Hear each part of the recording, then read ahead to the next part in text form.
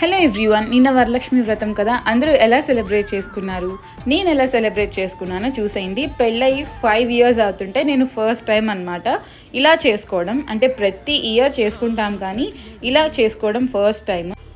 Early morning 5కి లేచి 5 ప్రసాదాలు కంప్లీట్ చేసి అమ్మవారి దగ్గర పెట్టి అండ్ గోల్డ్ కూడా తెచ్చుకున్నానండో. నేను ఒక రింగ్ కొనుక్కున్నాను అనమాట.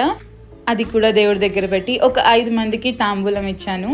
ఏమేం ప్రసాదాలు చేశాను, ఎలా చేశాను అన్నది కూడా నెక్స్ట్ పోస్ట్ చేస్తాను. Please do check it out.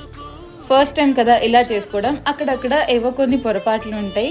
మా వారైతే చాలా చాలా హెల్ప్ చేశారనమాట.